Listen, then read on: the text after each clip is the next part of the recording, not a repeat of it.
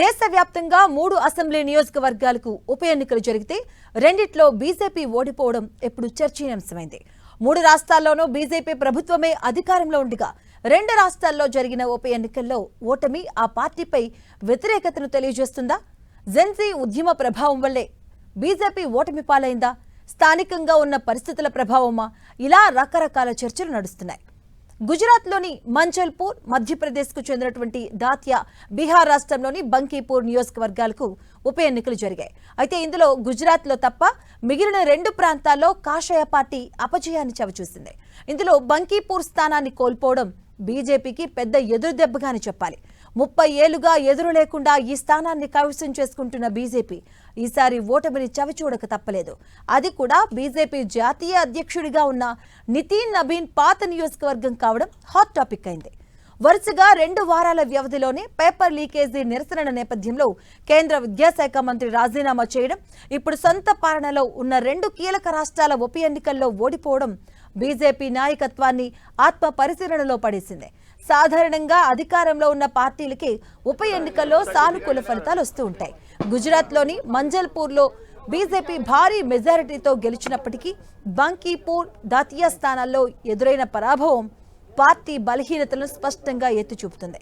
ముఖ్యంగా పార్టీ జాతీయ అధ్యక్షుడు నితిన్ నబీన్ గతంలో ప్రాతినిధ్యం వహించిన బీజేపీ దశాబ్దాల కోట బంకీపూర్లో జన్స్రాజ్ పార్టీ అధినేత ప్రశాంత్ కిషోర్ చేతిలో ఎదురైన ఓటమి అత్యంత నష్టదాయకంగా మారింది.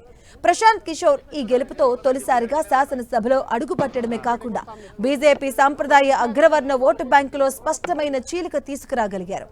ఆర్జేడీ తన కోర్ ఓట్లను కిషోర్ కు బదిలీ చేయడం వల్లనే ఈ ఫలితం వచ్చిందని బీజేపీ ఆరోపిస్తున్నప్పటికీ నీట్ పేపర్ లీకేజీ నిరసనలు, యూసీజీ మార్గదర్శకాలు, పోలీస్ చర్యలపై యువత, విద్యార్థుల్లో వ్యక్తమైనటువంటి తీవ్ర అసంతృప్తి ఓటింగ్ శాతం తగ్గడానికి, పార్టీ సాంప్రదాయ ఓటర్లు దూరం అవ్వడానికి కారణమయ్యాయి. స్థానిక నేతలను మార్చడం, ఓటర్లను తక్కువగా అంచనా వేయడం కూడా ప్రతికూలంగా మారింది.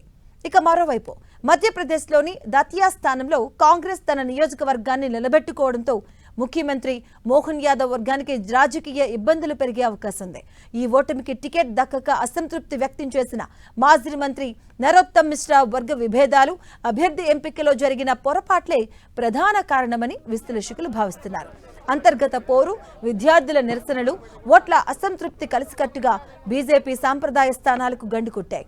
ఈ ఓటములతో అటు ప్రభుత్వం, ఇటు పార్టీ సంస్థాగత నిర్మాణంలో మున్ముందు కీలక మార్పులు చోటు చేసుకునే సంకేతాలు స్పష్టంగా కనిపిస్తున్నాయి.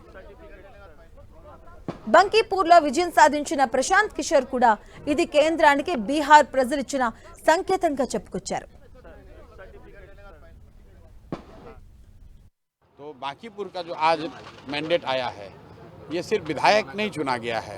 बांकीपुर की जनता ने भाजपा के केंद्रीय नेतृत्व को ये मैसेज दिया है कि आप सम्राट चौधरी की जगह किसी बेहतर व्यक्ति को बिहार में मुख्यमंत्री बनाइए, बिहार की भी चिंता कीजिए। भाजपा किसी अच्छे व्यक्ति को बनाए, कुशवाहा बनाना है कुशवाहा ही बनाइए, लेकिन किसी अच्छे आदमी को बनाइए, किसी अपराधी को बिहार पर मत थोपिए।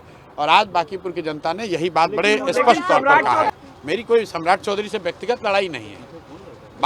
लड़ाई इस बात की है कि 13 करोड़ बिहार के लोगों का जीवन सुधारने के लिए क्या हम लोग को कोई काबिल व्यक्ति हम लोग का नेतृत्व करना चाहिए, या कोई ऐसा व्यक्ति नेतृत्व करना चाहिए जिसका चाल चरित्र, चेहरा खुद ही क्वेश्चनेबल है।